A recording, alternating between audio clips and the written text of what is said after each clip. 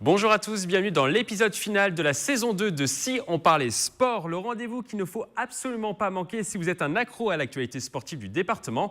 Comme d'habitude, il y aura des analyses, des débats et des duels de niveau Champions League. Restez bien accrochés, 4 chroniqueurs de légende sont en plateau pendant l'émission. Ils ont travaillé toute la nuit pour vous donner le meilleur d'eux-mêmes. Présentation en musique. On commence par un mythe, une légende de ce talk. Il était là lors de la première émission, il est toujours là pour mettre le feu sur ce plateau. Il est champion d'Europe de cyclisme sur piste, Masters et vice-champion du monde. Je sais que cette émission ne peut que rouler avec lui. Le capitaine Yann Dujarier du club de Vélizy 78 est avec nous. Bonsoir Mickaël. Bonsoir Yann. Alors prêt pour cette dernière émission de la saison? Déjà, dernière émission, ça passe trop vite. Voilà. Là, non, je me disais, il faut éviter de les rater parce que finalement, une saison passe très vite. Voilà. Tout passe vite. On continue à ma droite, elle est professeure de pole dance à Versailles, ce sport qui mêle danse et acrobatie autour d'une barre. C'est une redoutable chroniqueuse. Elle arrive à faire preuve de dextérité et de souplesse intellectuelle pour faire chavirer les duels en sa faveur. Notre ambassadrice de charme, Hélène Delagrange, est avec nous pour cette émission. Bonsoir Hélène. Alors on est en plein été. Voilà, vous allez continuer à faire quand même de la pole dance cet été? Oui, on ne s'arrête jamais. Quand on aime, on ne s'arrête jamais. Plus de cours par contre? Ah si, toujours. Toujours des cours? Ah oui. Même pendant l'été? Ah oui. Je m'arrête que 15 jours, ça sera suffisant. Voilà, Yann Dujarier peut-être ira faire un tour dans votre salle peut-être. S'il s'ennuie, voilà, c'est ça. S'il s'ennuie. Le programme est chargé. On repasse de l'autre côté, musique. On termine, c'est l'une des sciences du football, de la voile en passant par le golf et le rugby. Sa spécialité reste le football américain. Il est directeur sportif chez les Templiers d'Elancourt. Le professeur Frédéric Anderson est avec nous. Bonjour Frédéric. Bonjour. Alors c'est un plaisir de vous recevoir une nouvelle fois sur ce plateau. Vous êtes le merci professeur, de m'inviter. Le cerveau de cette émission, vraiment. Voilà. Est-ce que c'est bon de faire du sport l'été? Vous qui êtes coach sportif. Oui, c'est toujours important de jamais arrêter et de rester en forme. Après, il faut faire attention avec la chaleur et bien boire, bien rester hydraté. Et si on voit des petits soucis, on se sent pas bien, des petits vertiges, là, il faut se reposer. Voilà, il faut se reposer y aller tranquillement. On repasse de l'autre côté. On termine peut-être par le meilleur d'entre nous. C'est une véritable icône du rugby local. C'est un peu le Sébastien Chabal de plaisir, mais sans la barbe. Mais avant tout, c'est un passionné. Il respire rugby, il mange rugby, il rêve même de rugby quand il dort. Mesdames et messieurs, je vous présente Jean Miss. Bonsoir Mickaël. Bonsoir Jean Miss. Comment allez-vous? Toujours en forme. Voilà, votre présentation vous convient, ça vous c'est caractérise? Très bien, c'est bien. Le rugby fait partie intégrante de ma vie, effectivement. Tout le temps, rugby? Oui, c'est vrai. Ouais, on va couper un peu là, mais bon, ça va faire du bien. Alors avant de passer au programme de l'émission, j'aimerais qu'on parle de handball féminin. Une nouvelle section va se créer à la rentrée prochaine à Villepreux sous l'impulsion de jeunes sportifs venus de la ville. 15 joueuses se seraient déjà inscrites pour la rentrée prochaine pour participer aux entraînements au gymnase Alain Mimoun. L'équipe participera également au championnat départemental de handball. Mais avant de parler de compétition, les filles préfèrent parler de cohésion. On écoute l'une des joueuses, Chloé Roman. On va déjà essayer de toutes se connaître, puisque bon, il y en a certaines, ça fait des années qu'on joue ensemble, mais d'autres, on n'a jamais joué. Elles sont plus jeunes, on est plus âgées, donc on va déjà tous apprendre à jouer ensemble, ce qui est super important. Et ensuite, on pourra peut-être, au bout d'un an, quand on aura aussi consolidé l'équipe et qu'on saura tous se connaître, pourquoi pas l'objectif est d'avoir un bon niveau et de monter le plus haut possible. Yann Dujarier, que pensez-vous de cette nouvelle section à Villepreux? C'est très bien. Maintenant, c'est vrai que je me pose la question, comment aujourd'hui on met en place un nouveau projet dans une commune pour dire on va créer donc une équipe féminine. Alors peut-être qu'il y a déjà un club de hand sur cette commune. Un club de hand donc masculin. C'est juste une section féminine qui se monte. Non, très bien, faut encourager ce type d'initiative. Et de toute façon, le sport féminin en particulier, il faut l'encourager puisque ça manque cruellement à tout. Enfin, dans le cyclisme en particulier, on en souffre énormément. Et les résultats au niveau international en sont aussi une des raisons. Donc voilà, il faut encourager toutes ces initiatives. Et puis c'est très bien en plus de pouvoir commencer comme ça à un petit niveau. Et je pense qu'elle risque d'être surprises en fin de saison l'année prochaine. On va les suivre avec attention. On va les suivre avec attention. Ouais. Donc elles ont déposé un dossier à la mairie pour répondre à votre question et du coup elles ont monté le dossier auprès il y a déjà de une section, de il y a déjà, j'avais pas au début, voilà. pas, je vous explique. Très bien. Très Je vous resitue tout ça. Mais après, voilà, comment on se dit, tiens, on va réussir à trouver 15 filles pour monter. Je pense qu'il doit y avoir une base de copines, donc avec et du coup, ça va faire certainement une ambiance qui peut être très sympa dans cette équipe. Et moi, je pense que les résultats peuvent aller très très rapidement. Voilà. Hélène, c'est compliqué de lancer une section comme ça? Je pense qu'il faut déjà, comme il disait, assez de personnes intéressées qui ont vraiment envie. Et puis, on part de rien du tout. Bon, il faut les autorisations, il faut assez de motivation aussi. Il ne faut pas voir non plus trop gros. Donc, non, c'est plus les personnes qui ont envie de participer qu'il faut trouver. Après, je pense qu'au fur et à mesure, ça va augmenter. Il y aura de plus en plus de monde et on n'aura plus ces questions du départ. Jean, les filles sont assez jeunes finalement, les filles qui lancent le projet. Est-ce que ça peut être un inconvénient peut-être dans la création d'une section? Oh non, je pense que là, c'est le début. Donc, comme elles débutent, déjà, au moins, elles sont sûres de ne pas descendre. Elles ne pourront que se maintenir, puisqu'elles commencent au plus bas du niveau. Donc ça, déjà, au niveau de l'objectif, c'est bien. Et puis, il vaut mieux quand même qu'elles soient jeunes, parce que si elles veulent construire quelque chose, il faut le faire sur plusieurs années. Et il vaut mieux que ce soit des sportives jeunes. Frédéric, on ne vous a pas entendu sur la question. Non, c'est excellent, c'est une très bonne initiative. Je pense que plus le maillage territorial sera étendu, plus ça facilitera l'accès à la pratique sportive.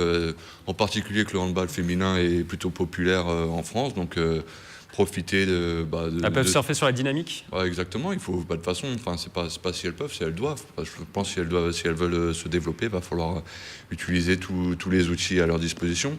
C'est une bonne chose qu'elles s'intègrent une section. Il y a déjà une section masculine qui est en place, donc ça veut dire qu'il y a déjà un bureau en place et des gens d'expérience sur lesquels s'appuyer pour se développer. Et c'est sûr que quand on manque d'expérience, qu'on est assez jeune, c'est toujours utile d'avoir des référents vers qui se tourner en cas de problème, parce que c'est vrai que c'est compliqué de monter une section sportive de rien du tout. Donc déjà, elles ont un noyau de joueuses, et puis petit à petit, les joueuses qui ont envie de rejoindre l'équipe feront grossir la section, et on peut leur souhaiter que du succès pour les années à venir. En tout cas, pour les dirigeants qui ont monté ce projet, c'est vrai que c'est un beau projet et c'est une très bonne idée d'en être à l'initiative. Et c'est quelque chose qui, comme dit Jean-Michel, qu'il va falloir suivre sur long terme, enfin sur un moyen terme déjà, et pas se projeter juste sur une ou deux saisons. Et vraiment, c'est quelque chose qui doit, et du coup, le fait d'avoir des jeunes, c'est très très bien. Et c'est vrai que ça doit être l'objectif de se dire, on l'ouvre et il faut que ça dure pour nous, quoi.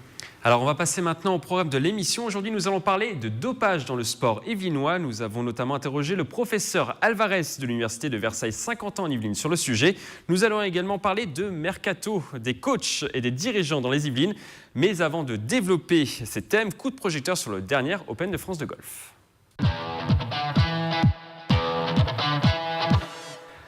C'est l'homme en forme du moment. Il l'a prouvé sur les greens du golf national. Tommy Fleetwood, 26 ans, 4e du dernier US Open, a remporté la 101e édition de l'Open de France qui s'est déroulée du 30 juin au 2 juillet. Pour sa 5e apparition à 50 ans en Yvelines, la première depuis 2010, le fantasque britannique totalise un score de -12 au total avec une carte de 66, soit 5 coups sous le par le dimanche. Son swing lui a permis de devenir le premier Anglais à remporter l'Open de France depuis 2007 et la victoire de Graham Storm. On écoute les réactions. Je pense que c'était vraiment important de bien jouer cette semaine. Tout le monde a joué à un très bon niveau pour avoir un bon résultat. Le parcours était très agréable et cela m'a permis d'avoir un swing très performant. Je pense que c'est un joueur dont on entendra beaucoup parler dans le futur. Magnifique, super joueur. C'est une nouvelle génération qui arrive et ils sont super, très très bien.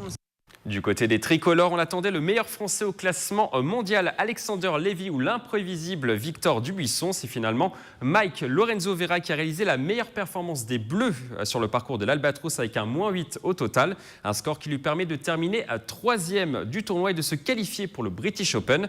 Une première pour le Basque de 32 ans.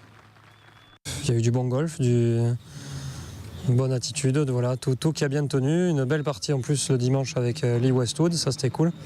On s'entend bien, on joue bien les deux, donc c'était un bon moment. Ça fait bien plaisir puisque vraiment les gens ont été top depuis le début de la semaine, à chaque fois, voilà, toujours des mots gentils, toujours voilà, vraiment des amours, quoi.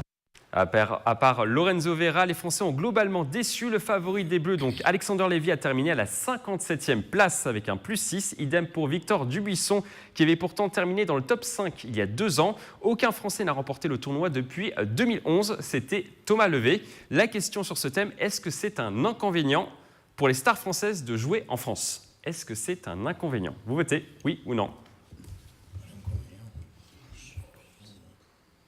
On fait un petit duel entre vous, Jean, et Yann. Yann, vous qui avez répondu oui. Moi, j'ai répondu oui parce que on s'aperçoit quand même à très haut niveau que nos sportifs français ont du mal à supporter la pression, alors que ce soit en golf, en tennis ou au Tour de France. Ça fait très très longtemps qu'on n'a pas eu un vainqueur de Roland-Garros, un vainqueur, là, comme vous le disiez, ça fait 5-6 ans maintenant pour le golf. Voilà, je pense qu'en effet, soit il y a un problème générationnel en France, soit il y a un problème générationnel, mais j'y crois pas. Je pense que en fait, la vie en France est peut-être un peu trop facile pour nos sportifs, et donc du coup, ils n'arrivent pas à se concentrer, mais ils n'arrivent pas à obtenir les résultats qu'ils peut-être désireraient, ou ils n'ont pas l'implication suffisante pour obtenir les résultats quand ils ont des compétitions en France, qui devraient être des vrais objectifs pour eux, et pour pouvoir briller dans ces sports dont on parle un peu moins. Une chaîne nationale de sport dit souvent que ce sont des sports mineurs, puisque ça parle 90% de foot sur cette chaîne. Et donc voilà, je pense que pour pouvoir faire parler d'eux, ils devraient prendre les événements sportifs d'une autre manière, avec une autre dimension, pour pouvoir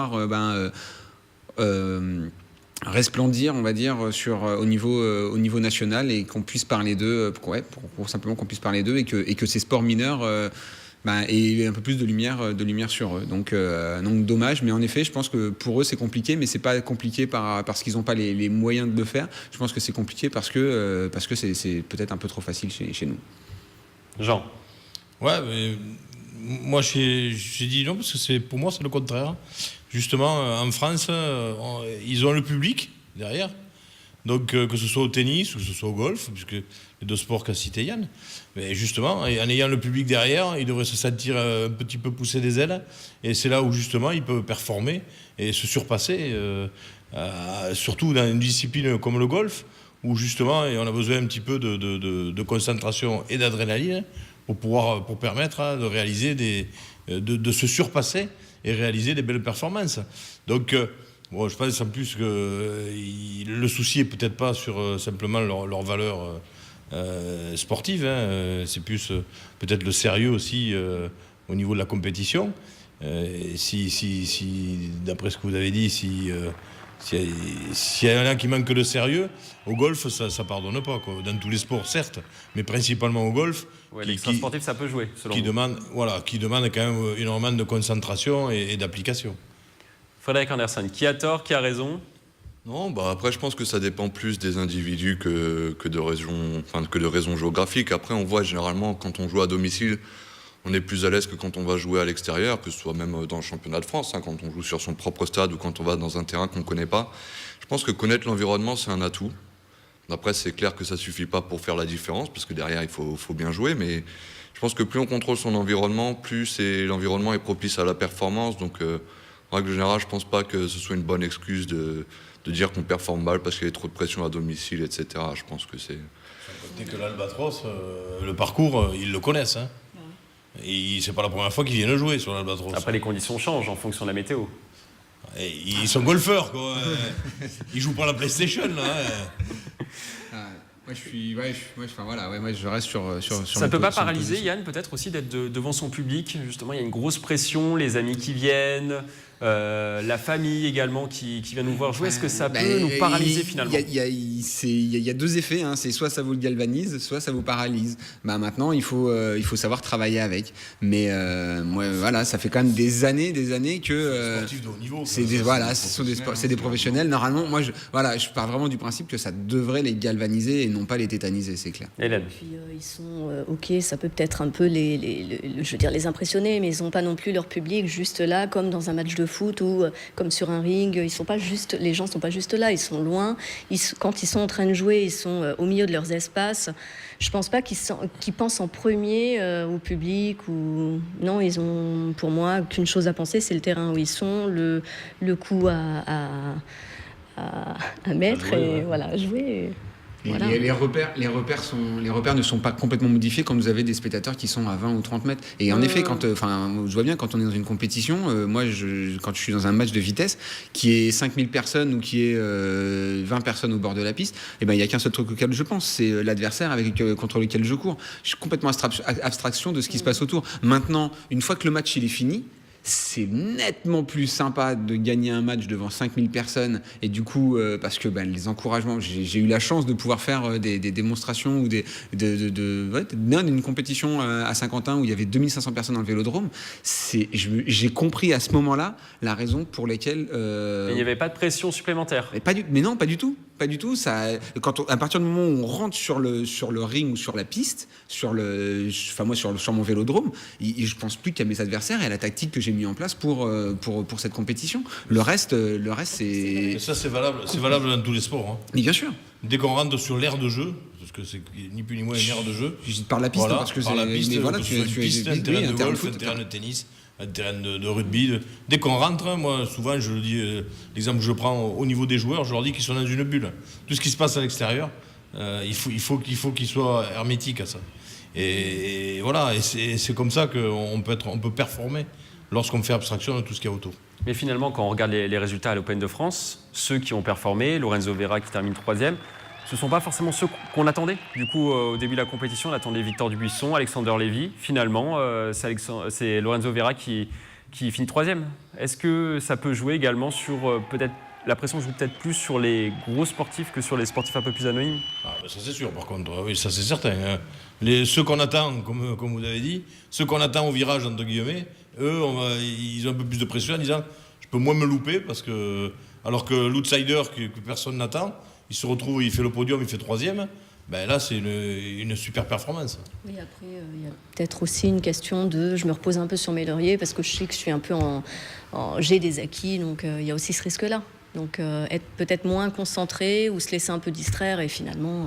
Et là, c'est là que je voulais sur ce type de choses que je veux intervenir. Souvent, ceux qu'on attend ont des sollicitations différentes qui font que ça les détourne de leur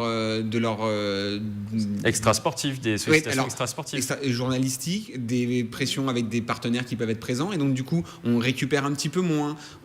Et donc, voilà, en effet, ce sont toutes ces choses-là quand on est à domicile qu'on ne va pas rencontrer quand on est dans d'autres lieux. Et c'est vrai que, du coup, ça peut avoir l'impact sur ceux qu'on attend. Et celui que l'on n'attend pas, beaucoup moins sollicité, il va continuer, il va rester et il va être dans son élément. Et il va pouvoir performer parce que il aura eu ses repères, mais il n'aura pas été parasité autour par les journalistes, par exemple. Frédéric Anderson, dernière question. Ça marche peut-être plus dans la pression peut-être plus grande dans les sports individuels que dans les sports collectifs. On voit qu'en tennis, c'est compliqué pour les Français à Roland-Garros, par exemple. Gaël Monfils, Richard Gasquet, Wilfried Tsonga n'arrivent toujours pas à gagner Roland-Garros alors qu'ils sont devant leur public et qu'ils sont bien classés au niveau mondial. Par contre, dans les sports plus collectifs, comme l'équipe de France de football en 98 ou lors de l'Euro 2016, là, par contre, la France arrive à performer. Je ne sais pas si c'est plus facile dans les sports collectifs. L'exemple le plus flagrant, c'est le PSG qui essaie d'arriver en finale de Ligue des Champions, qui n'arrive toujours pas. Donc, même dans les sports collectifs, il y a des déceptions, des pressions médiatiques autour. Je pense que tout ça, ça illustre aussi l'aspect psychologique de la performance sportive. C'est pas juste une question de taper là-bas, il y a un état d'esprit, etc. Et c'est vrai que petit à petit, on voit de plus en plus des préparateurs psychologiques, des préparateurs mentaux dans le sport qui arrivent à faire la différence chez certaines personnes. Après, ça dépend des personnes. Il y a des personnes qui ont un caractère très, très indépendant pour qui ça n'aura aucun impact. Ils arrivent facilement à se concentrer. Il y en a d'autres qui sont plus susceptibles à la pression. Je suis pas sûr que ce soit vraiment différent. C'est vrai qu'en sport collectif, c'est plus difficile de pointer un joueur du doigt, encore que les journalistes arrivent très bien à le faire. On voit par exemple l'équipe qui donne des notes à tout le monde. Hein. Que ce soit en sport collectif, en sport individuel, on peut toujours avoir une vision critique de la performance de chacun et puis l'évaluer. Je pense pas que ce soit une grosse différence. Non, vous avez pas envie de mettre la cloche, Mickaël. Non, je mets la cloche, il faut avancer dans l'émission. Désolé, Yann Dujarrier. Je me souviens d'un championnat du monde de l'athlétisme organisé à Saint-Denis et les résultats des Français avaient été très très brillants. Voilà, c'était juste là-dessus que je voulais finir. C'était juste la petite phrase pour conclure la thématique. Sport individuel, après ça peut marcher. Après cette page résultats, on continue à parler de golf dans notre coup de projecteur jingle.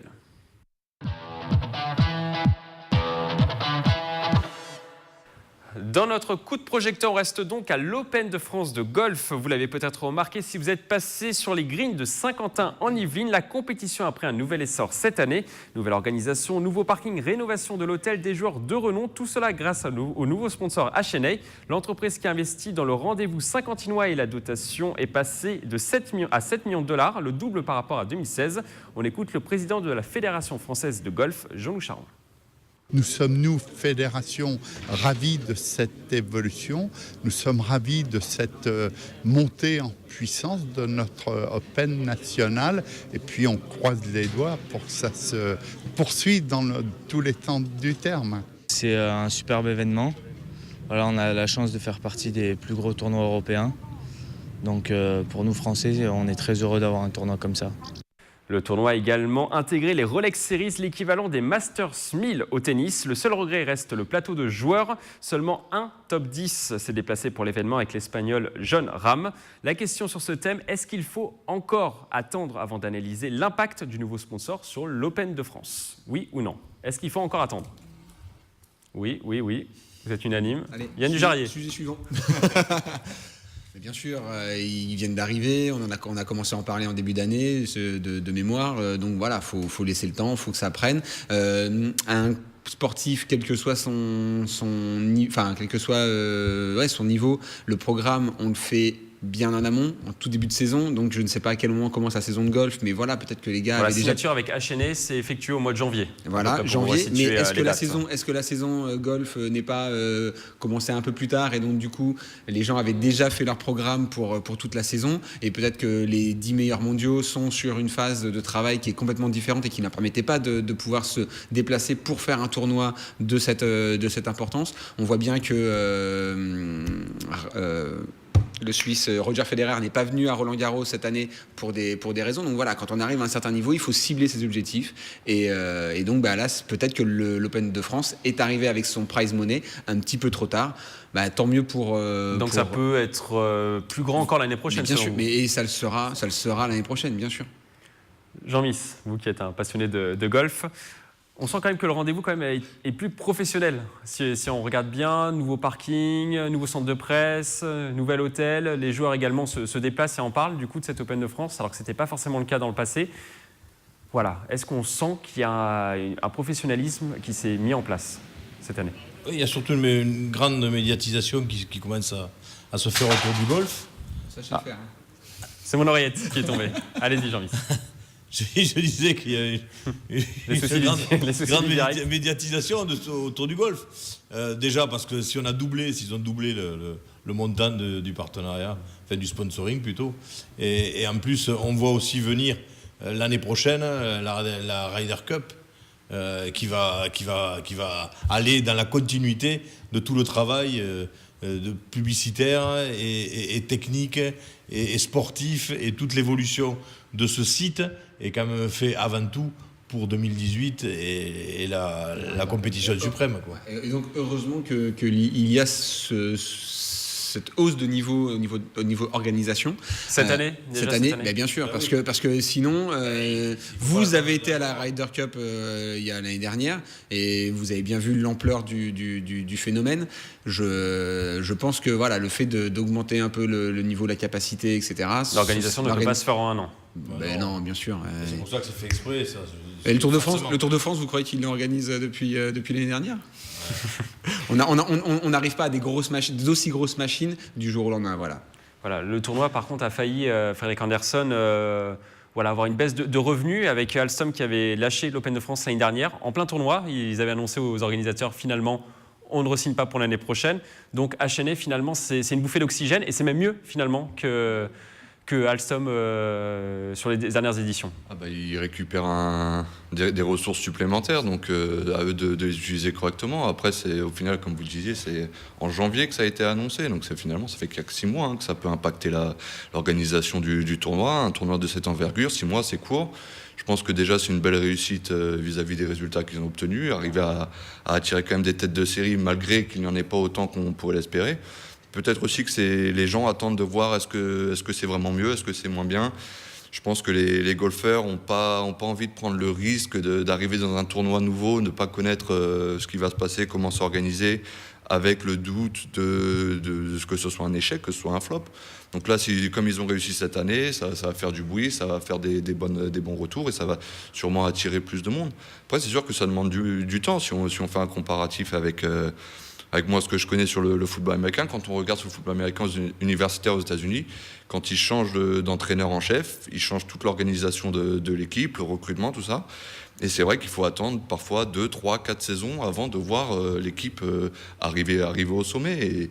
Et c'est vrai qu'une fois qu'on est devant le fait accompli, on a l'impression que c'était facile, mais il ne faut pas oublier que derrière, il y a 3, 4 ans de galère et beaucoup de travail. Donc Ron ne s'est pas construite en un jour et je pense que les résultats qu'ils ont réussi à produire en 6 mois sont très encourageants pour l'avenir. Donc on peut que leur souhaiter de poursuivre sur cette lancée. Hélène, petite déception quand même, c'est au niveau du public. Il y avait entre 40 000 et 50 000 personnes à peu près sur les greens de Saint-Quentin en Yvelines. Voilà, on attendait peut-être un petit peu plus. Est-ce qu'il y aura un effet peut-être Ryder Cup l'année prochaine pour que le tournoi prenne encore plus d'ampleur ? C'est sûr, comme disait Frédéric, de toute façon, au fur et à mesure des saisons, des années, ça va attirer du monde. Je pense que voilà, ils vont savoir exploiter les nouvelles ressources qu'ils ont. Et ça se fait pas en un jour, hein, ça se fait pas en une saison non plus.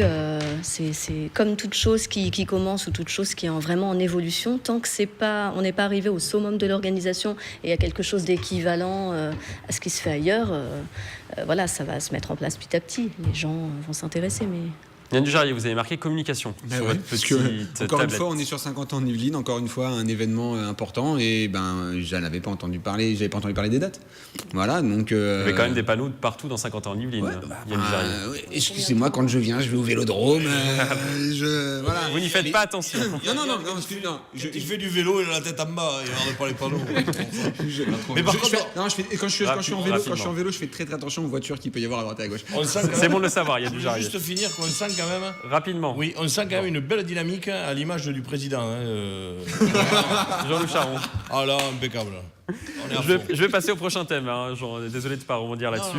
Dans notre deuxième coup de projecteur, nous allons parler du mercato yvelinois. Il va vous concerner, hein, Jean-Miss, qui risque d'agiter le département cet été. Il y aura notamment du changement à Trappes. Mustapha Larbaoui, président de l'Étoile sportive de Trappes depuis 14 ans, va quitter le club. Sous son impulsion, le club de football a dépassé ces dernières années les 1000 licenciés. Le dirigeant a également créé une section féminine et une académie scolaire pour aider les jeunes joueurs.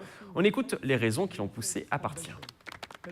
Moi, si j'ai souhaité m'arrêter cette année, c'est parce que j'ai toujours eu l'idée qu'il ne fallait jamais rester très longtemps, surtout trop longtemps. Quand on est dans un tourbillon comme celui que je vis, professionnel, associatif et personnel, on se rend compte que les choses vont vite, ce que j'aime, et en même temps, il y a des choses qu'on risquerait de laisser passer. Et je voudrais surtout pas passer à côté de certaines choses importantes.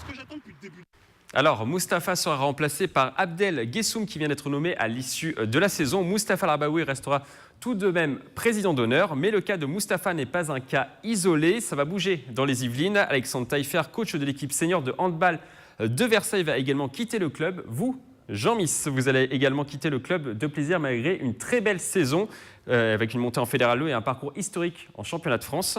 La question sur ce thème, peut-on construire dans la durée dans les clubs amateurs ? Oui ou non ? Peut-on construire dans la durée dans les clubs amateurs ? Vous êtes partagés. Jean, on attend de voir. Oui. Vous êtes partagés vous aussi ? Oui. Alors on fait un petit duel entre vous, Hélène et Frédéric ? Frédéric, vous commencez ? Vas-y. Moi, je pense que oui et non, ça dépend un peu du contexte. Par exemple, moi, si je prends mon cas particulier, ça fait 10 ans que je suis chez les Templiers. Je suis un peu un enfant du club, donc c'est vrai que la continuité, c'est moi qui l'incarne, et c'est vrai que c'est peut-être plus facile pour moi. J'ai moins de risques par rapport aux résultats, et je pense que les gens mettront difficilement en doute mon intérêt de faire monter le club au plus haut niveau. Maintenant, pour quelqu'un qui vient de l'extérieur, qui n'est pas du club, je veux dire, pour les dirigeants, il vient pour 1 ou 2 saisons, il ne représente pas forcément l'histoire du club ou quelque chose de vraiment profond et qui incarne vraiment le club. Donc c'est peut-être plus facile de se séparer de quelqu'un qui vient de l'extérieur que de quelqu'un qui vient de la structure elle-même. Donc je pense qu'il faut faire un peu la différence. Après, est-ce qu'on peut pas ? C'est vrai que ça dépend aussi de la situation financière de la structure. Les associations dépendent beaucoup des des financements publics, on a du mal, quel que soit le sport, de toute façon, hormis peut-être le football au plus haut niveau, à trouver des partenaires privés. Donc dès qu'il y a une coupe de subventions au niveau public, les ressources sont réduites, il faut prendre des décisions. Et c'est vrai que les premiers à partir sont les derniers arrivés, généralement. Et c'est vrai que de ce point de vue-là, c'est quand même compliqué de développer une association amateur, quel que soit le niveau, quel que soit l'endroit. C'est pas propre aux Yvelines non plus. Hélène. Je suis d'accord avec ce qu'il dit. Il y a un duel, Yann Dujarier. Ouais. Non, mais je suis d'accord avec ce qu'il dit. C'est pas une question de est-ce que on peut, est-ce qu'on peut pas. C'est vraiment pas ça. C'est une question de motivation, d'implication. Il est évident que si c'est quelqu'un de l'intérieur, ça. Voilà, il y a quand même plus de. Il restera sûrement plus longtemps. Il aura plus d'implication. Il aura plus le souhait de faire grandir. On peut avoir ça aussi de quelqu'un de l'extérieur, mais c'est vrai que si quelqu'un de l'extérieur vient, je pense qu'il faut qu'il vienne vraiment pour une durée assez longue, de vrais objectifs, et qu'il se mette vraiment de vrais objectifs. On ne peut pas être là, rester 2-3 saisons et partir. C'est pas, à mon avis, c'est pas assez. Yann ? Moi, j'avais juste une question, c'est Jean-Miss, tu pars où ? On peut pas le dire. Si. C'est le mercato. Les informations sont secrètes, Yann Dujarier. Et Alexandre Taillefer, il va où aussi ? Pour l'instant, pas d'informations sur Alexandre Taillefer. D'accord.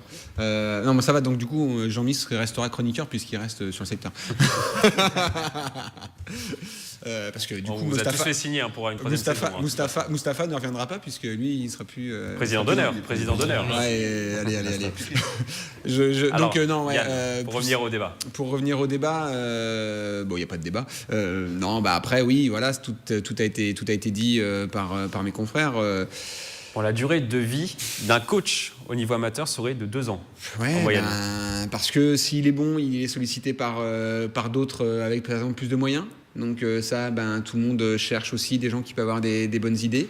Et puis, s'il est mauvais, il faut pas le conserver trop longtemps parce que sinon on va faire plomber toutes les équipes, toutes les équipes. Parce que faut bien savoir, c'est que à très haut niveau, un coach ne s'occupe que d'une équipe, mais plus on descend dans la hiérarchie, plus un coach est multi-casquette et donc il ne s'occupe pas que de l'équipe première, il s'occupe aussi de la formation, etc. Donc voilà, il faut être assez réactif et puis je pense que voilà, quand les gens sont bons, ils se font aussi rapidement récupérer pour aller voir ailleurs, quoi.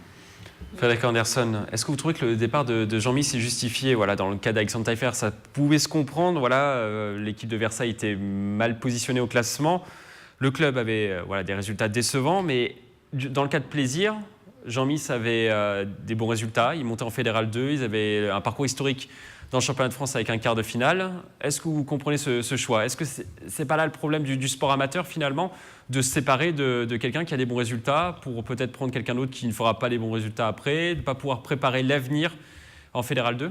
Oui, après, est-ce que je le comprends ? Non, puisque d'un point de vue purement sportif, il n'y a aucune raison de se séparer quand on gagne. Je veux dire, c'est à moins que l'entraîneur décide de lui-même de partir parce qu'il a une meilleure offre, il n'y a aucune raison de se séparer de quelqu'un. Après, ça dépend aussi de la vision du club et du leadership. C'est vrai que souvent, quand il y a un manque de vision à long terme, on a plus tendance à changer les entraîneurs que les joueurs, parce que c'est beaucoup plus facile de trouver un nouveau coach que de trouver des nouveaux joueurs.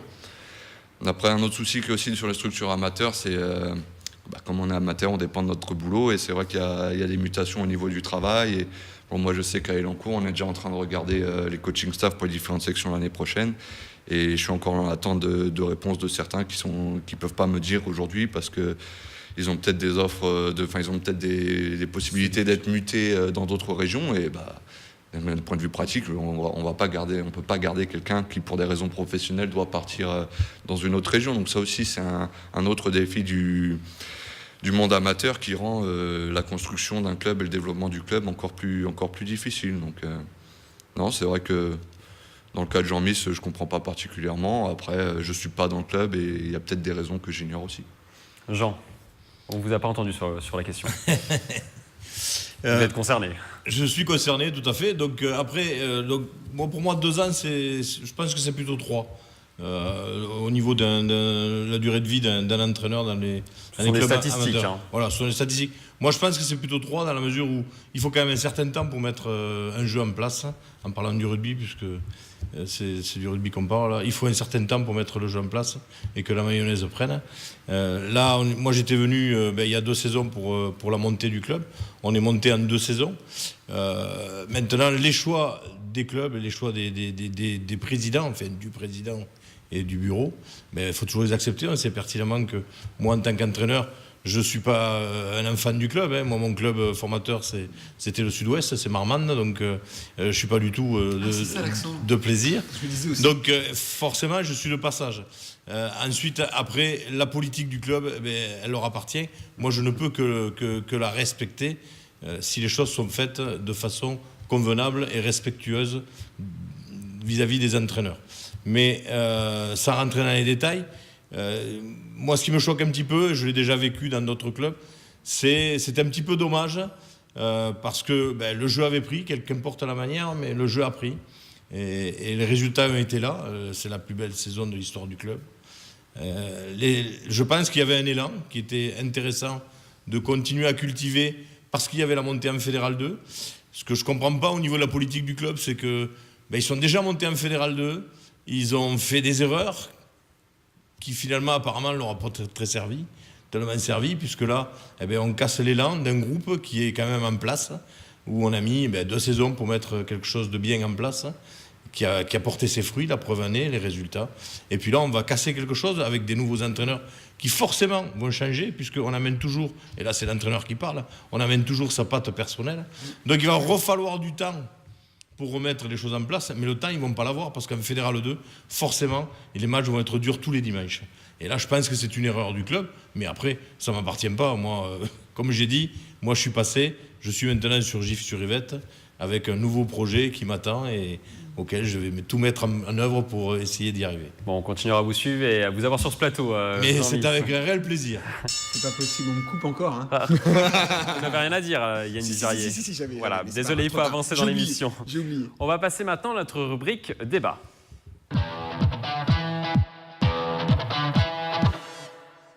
Notre débat concerne aujourd'hui un vaste sujet dans le monde du sport, le dopage. Dans les Yvelines, il y aurait plus d'une vingtaine de cas recensés au niveau judiciaire, un phénomène qui pourrait toucher des milliers de personnes dans le département dans le plus grand anonymat et sans vrai contrôle. Mais quels sont les sports les plus touchés? Nous avons posé la question au professeur Jean-Claude Alvarez, chef de service au laboratoire de pharmacologie et de toxicologie à l'hôpital de Garches.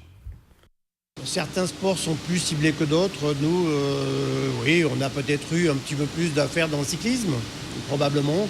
Mais peut-être que c'est le hasard, j'en sais rien. Mais c'est clair que oui, dans le cyclisme, et aujourd'hui, on a quelque chose qui est peut-être plus inquiétant, c'est le dopage, non pas dans un cadre de compétition, mais dans les salles de musculation.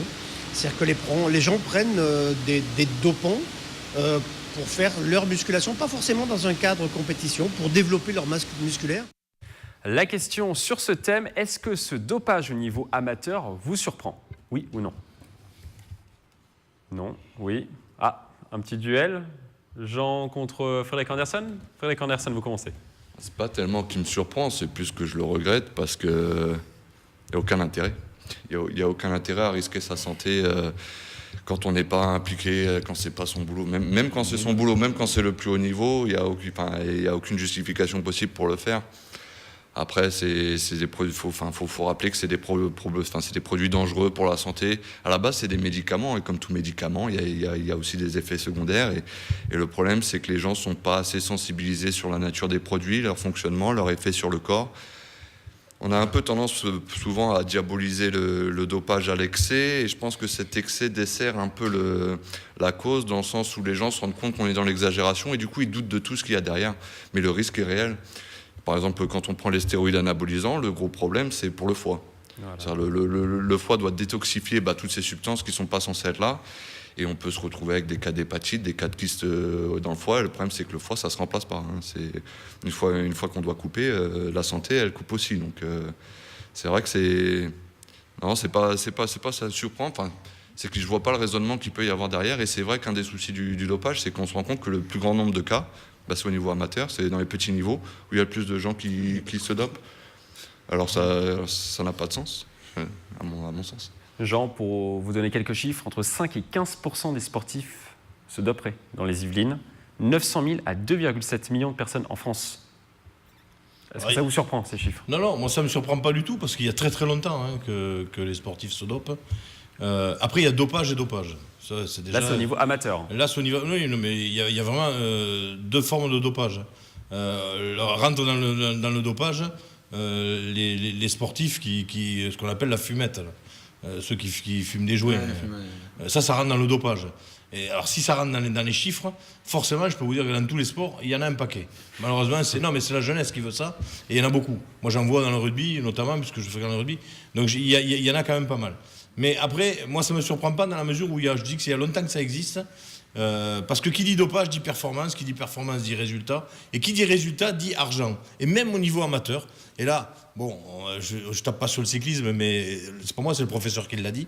Mais moi, je sais que même dans des petites courses, c'est notamment là le plus dangereux, même chez les jeunes et dans les petites courses de petites Justement, villes. Jean, un exemple là qui vient de tomber il y a quelques jours, un jeune cycliste de 14 ans a été contrôlé positif à un anabolisant lors d'un test antidopage, donc le 28 juin dernier, en Italie. C'est le sportif le plus jeune jamais contrôlé. Voilà. Une réaction, il y a... On sait bien que les Italiens, c'est pas des tricheurs, voilà. Donc, Non, mais c'est ça. Et c'est après, je vais pas faire de petites généralité, mais... sur des petites courses, mais pourquoi? Parce qu'ils gagnent de l'argent. Mais bien sûr. Ils gagnent de l'argent. Donc ça me surprend absolument pas. Il y a très longtemps que ça existe. Ouais, mais mes plus grosses saisons, à l'époque, c'était en francs. C'était un mois de salaire sur une année. Et voilà. Voilà, donc... Yann, maintenant, tu peux l'avouer devant... par contre, non, ouais, je peux... Est-ce que vous avez été sollicité, vous, Yann, en tant que on ne m'a jamais proposé quoi que ce soit. C'est vraiment une question que je vous promets... Si un jour, le curé qui t'a proposé un bounty... On ne m'a jamais proposé rien, on ne m'a jamais rien proposé, vraiment. Est-ce que vous l'avez vu, vous une sollicitation d'un de vos partenaires, par exemple, est-ce que vous avez déjà vu Non, par contre, j'ai déjà entendu des mecs dire oui, moi je charge. Voilà. Bon, après, il y a des légendes aussi, des gars qui, à niveau amateur, testent les produits pour les équipes professionnelles. Voilà, donc bon, qu'est-ce que vous voulez, c'est comme ça. Maintenant, moi, je sais, j'ai toujours eu la fierté de me dire, j'ai gagné cette course-là, et peut-être qu'il y avait des gars dopés dans le peloton, je suis quand même devant. Voilà, c'est pas grave. Je trouve ça dommage, surtout à niveau amateur. Moi, ma pensée profonde, c'était que s'il fallait se doper pour monter d'un niveau quand on était déjà amateur, qu'est-ce qu'on allait faire quand on serait professionnel? Il y a un moment où même s'il faut se doper pour devenir professionnel, quand tu seras pro, tu gagneras jamais une course, quoi. Donc et l'objectif d'un sportif, c'est pas juste de participer, c'est de gagner, quel que soit le niveau auquel il va courir. Donc je trouve ça un petit peu dommage, et surtout en plus, pour reprendre ce que Frédéric disait, c'est que derrière ça met le doute sur toutes les performances que l'on peut voir. Et actuellement, moi, je vis une progression parce que ça fait 3 saisons que je m'entraîne très sérieusement sur la vitesse. Et sainement, bien sûr, mais comme je l'ai toujours fait depuis l'âge de 14-15 ans que je fais du vélo. Voilà. Et donc, là, depuis 3 ans, c'est vrai que je mets une implication et un entraînement différent, et je commence à en percevoir les fruits, et c'est quand même assez impressionnant, le gain en termes de temps sur les chronos. Et donc je pense qu'aujourd'hui, il y a des gens qui parlent de moi en disant je dois charger. Alors moi, j'invite toutes ces personnes. Et au niveau amateur, est-ce que vous avez des contrôles? Mais rien du tout. Rien du tout. Et je suis prêt, moi, à aller me faire contrôler à la date que n'importe qui choisit, parce que on peut aussi arriver sur les compétitions en étant propre et avoir chargé pendant plusieurs mois à l'entraînement, à faire un contrôle. Et si jamais, par contre, je paye le contrôle, mais si jamais le contrôle est négatif, il sera à la charge de la personne qui m'a... Rapidement, Jean. Oui, rapidement, très rapidement. Mais après, il n'y a pas spécialement pour les compétitions. Il l'a dit d'ailleurs, le professeur. On voit dans les salles de musculation. Et simplement pour l'aspect physique, des gens qui vont prendre des produits à travers lesquels ils vont s'abîmer le corps, simplement pour pouvoir prendre la masse musculaire et pouvoir faire le beau après. Parce qu'ils savent qu'ils seront jamais contrôlés, puisqu'ils ne font pas de compétition. Malheureusement, c'est grave, ça. Ça, c'est grave. De son physique, il y a une espèce de reconnaissance de son physique, de culte du corps, de l'apparence, etc. On cherche à exister peut-être à travers le sport. Oui, et puis non, à travers ce qu'on montre en fait. À travers l'image. Voilà, oui, c'est ça. Donc impressionner des fois, et puis comme on le disait aussi, c'est ça commence avec des petites choses et je pense qu'on peut glisser vite sur des choses vraiment encore plus nocives sans même s'en rendre compte. Ce que disaient les gens, et sans objectif de compète. Arriver à fumer un joint, je pense qu'avant de fumer un joint, il faut d'abord fumer une cigarette. Et donc, pour le dopage, c'est pareil. Avant de prendre des stéroïdes anabolisants ou des amphétamines, des choses comme ça. Le cadre du joint, c'est pas le joint pour... C'est pas pour se doper, c'est le joint festif. C'est le joint festif. Mais ce que je veux dire, c'est que mais le cannabis est considéré comme produit dopant. Mais par contre, mais par contre, non, mais voilà, ce que je veux dire, c'est avant d'attaquer des stéroïdes anabolisants, avant d'attaquer des hormones de croissance, des choses comme ça, et ben ils prennent d'autres produits. Il y a des étapes. Et après, voilà, il y a des étapes et après on arrive à des choses qui peuvent être beaucoup plus. Je pense que ça commence par des petites périodes, des petites durées, aller une semaine pour me mettre en forme, un peu comme les régimes en fait. Finalement, c'est je fais ma petite cure ceci, ma petite cure cela, et c'est ça. Et après on tombe sur des trucs et des durées. Alors qu'il n'y a vraiment pas besoin de ça. Pour faire cette petite cure, justement, Yann, voilà, je suis désolé de vous couper, il faut avancer dans l'émission. Voilà, désolé, ça tombe sur vous aujourd'hui. Voilà, il faut acheter ces produits quelque part et c'est souvent sur Internet, comme nous l'explique le professeur Jean-Claude Alvarez. C'est très facile d'accès, mais quand on l'utilise, on ne sait vraiment pas ce qu'on prend. On a l'impression qu'on prend de la boldénone ou de la testostérone.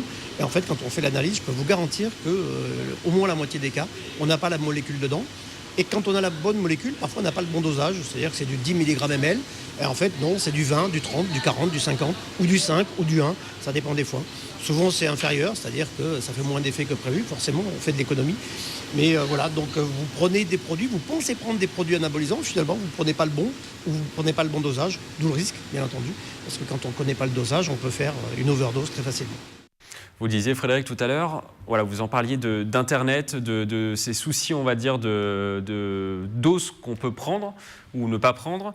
Comment on fait pour lutter contre ce phénomène ? Faut éduquer. C'est impossible quasiment de prendre son produit sur Internet et de le réguler, c'est impossible. Il n'y a que l'éducation qui peut... Il faut sensibiliser les gens. Le gros problème, même rien que sur les suppléments alimentaires, c'est l'adultération des produits. Quand on ne sait pas d'où ça vient et qu'on n'est pas sûr de la provenance, c'est des produits illicites. Donc de toute façon, il y a très peu de contrôles qui sont faits dessus. Comme disait le professeur, on commande un truc sur Internet, on ne sait pas ce qu'il y a dedans. Et donc c'est vrai que en fait, le plus gros risque sur ces pratiques-là, c'est pas tellement les risques du dopage. Au final, c'est de prendre un produit qui est dangereux pour la santé parce qu'il a été modifié, parce qu'il est sale, parce qu'il n'est pas propre. De la même façon où il ne faut pas utiliser deux fois de suite la même seringue. Enfin, ce genre de problème-là qu'on a avec les toxicomanes, etc. C'est vrai que c'est des problèmes, on n'en parle pas assez. On a toujours tendance à dire le dopage, c'est pas bien, il ne faut pas faire, point. Il faut leur expliquer aux gens comment ça fonctionne, pourquoi c'est pas bien et jusqu'où c'est dangereux. Et puis après, les gens sont assez grands, faut qu'ils fassent la part des choses. Il y a seulement eu 11 000 contrôles antidopage dans toute la France en 2013. 11 000 dans toute la France. Après, dans le sport amateur.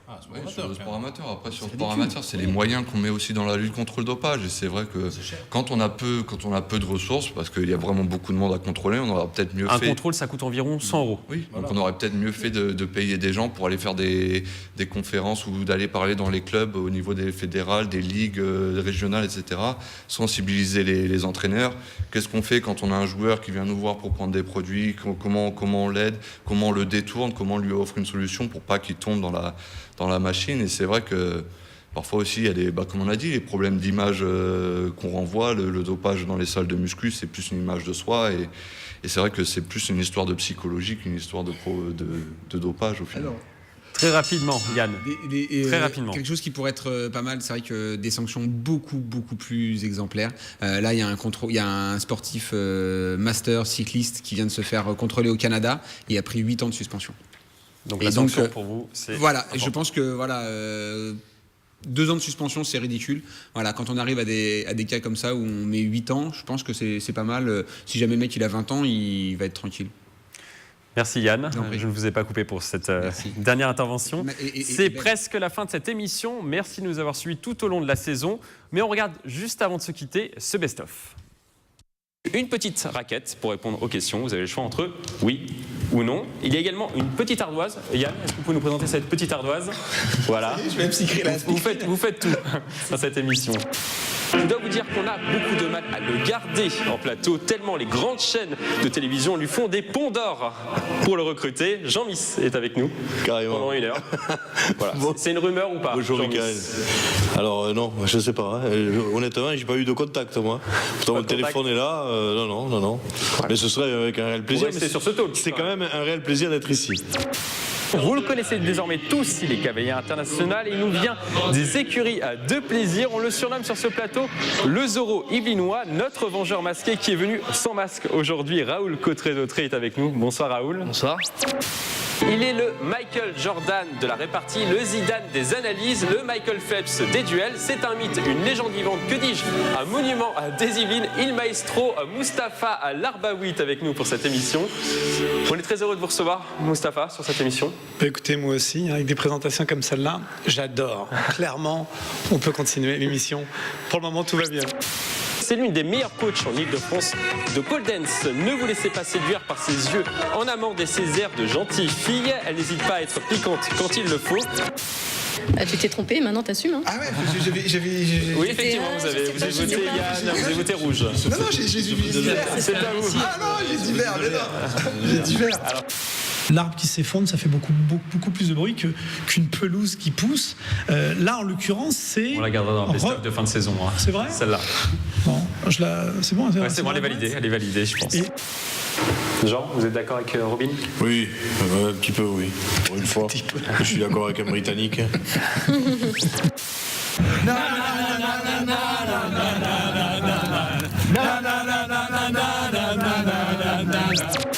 Est-ce que vous, Audrey, vous allez y aller à la Ryder Cup? Est-ce que si on vous dit demain, il y aura la Ryder Cup dans 2 ans, j'ai des tickets pour vous? Bah écoutez, j'attends les tickets, moi je veux bien, il n'y a pas de souci. Vous pourriez être intéressé? Bah oui. Pareil pour vous? Ça sera l'occasion de lui payer un verre, du coup. Guillaume? 5 minutes de connaissance juste avant de pouvoir la monter, c'est pas tous les jours, quoi. Donc c'est pas évident, quoi, ça c'est sûr. Guillaume, pareil, même chose? Si tu me l'offres, si vous le ferez, pardon, Mickaël, je viens avec plaisir. C'est d'autant plus compliqué son combat parce que l'arbitre appelait à un moment donné l'espagnol papa, ils se sont appelés papa, donc on a cru à un moment donné qu'il y avait une relation un petit peu. Ouais, c'est un peu compliqué. On devrait déjà l'avoir condamné. Budapest, ça fait pas super rêver. Je connais pas, mais ça fait pas super rêver. Par contre, c'est vrai que Los Angeles. Alors, le CEO va se prononcer sur les envies de voyage de Monsieur Yann Dujarier. Voilà. Merci. Los Angeles, par contre, j'y vais l'année prochaine pour les championnats du monde master. Donc voilà, je serai en plus en. On vous réinvitera pour. Voilà, je pourrais revenir.